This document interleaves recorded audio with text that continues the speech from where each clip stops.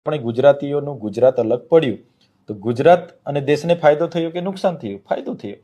આવનાર દિવસોમાં અલગ ભીલ પ્રદેશ બનશે તો અમારા જેવા ભીલોને અને દેશને પણ ફાયદા થવાના છે.